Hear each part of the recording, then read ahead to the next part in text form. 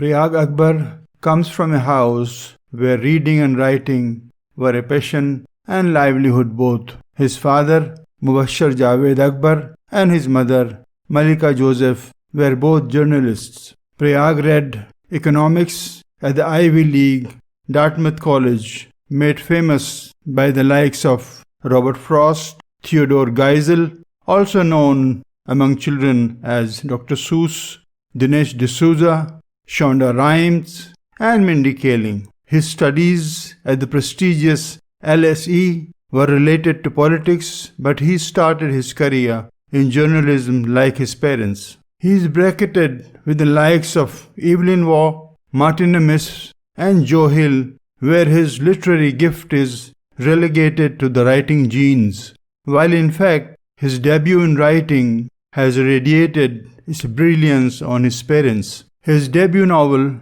titled Leila, is an Abrahamic first name stranded in the Semitic no man's land like Prayaag himself. Set in 2040, where a totalitarian polity known as the Council rules a land called Aryavarta with the Nazi-like credo of building a master race. The German word Herrenvolk, or the master race, was borrowed by Hitler from India. The expression Aryans comes from Aryavarta, the land of Aryans. Here is how the story unfolds. The anarchist regime has isolated the communities into the heaven and hell of haves and have-nots. The affluents live in swank communities and shiny towers, protected from the teeming slum dwellers by a Schutzwall. Necessities such as potable water are available to the have-nots through the vending machines, and the pollution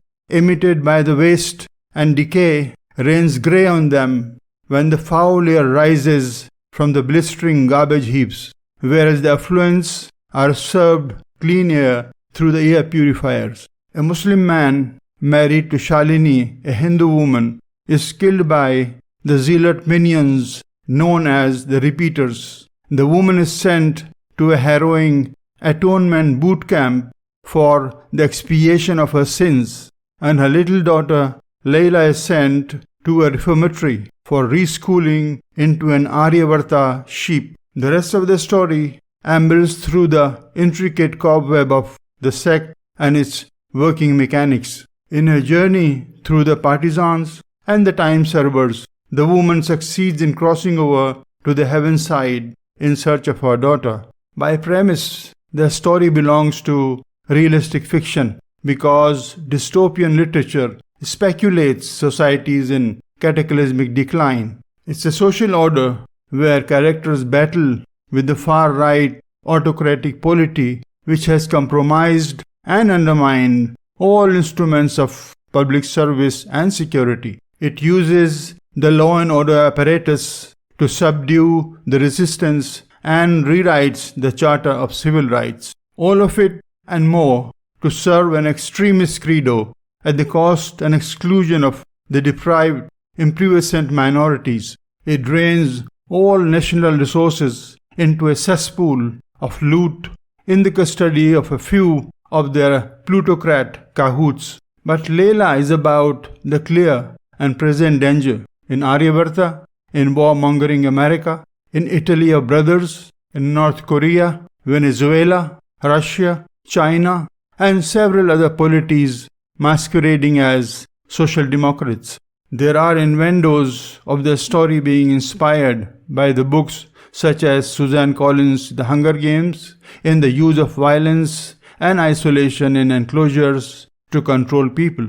Margaret Atwood's Handmaid's Tale, in states enslavement of humans, in this case women, obliteration of individual thought and expression. Amitabh Ghosh's The Shadow Lines, in displacement, alienation and segregation, and P.D. James's The Children of Men, in authoritarian polity and populism. But really, aren't all these the classic instruments of dictatorial regimes? Leila is an augury and a wake-up call for people in the world that in a not too distant land called China, a nameless and faceless Politburo of not more than 25 people is holding 1.5 billion people captive for close to 75 years now.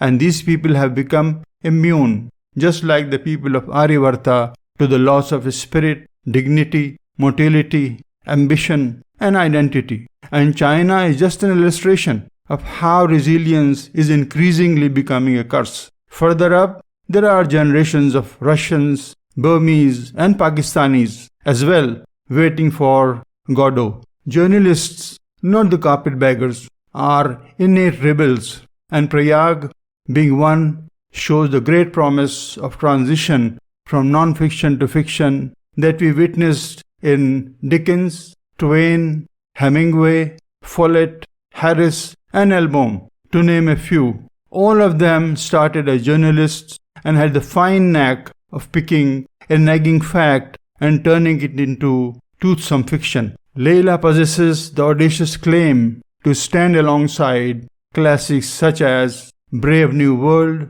The Iron Heel, 1984, Fahrenheit 451, The Handmaid's Tale, The Children of Men, and The Hunger Games. Prayaag's spirit to think, feel, and write with success for a woman flung out of her wits into a deadfall of utter devastation, and her relentless will to overcome her adversities is a tribute to women. Finally, a caveat for Prayaag. Prodigy always becomes a liability. You better not write anything silly next.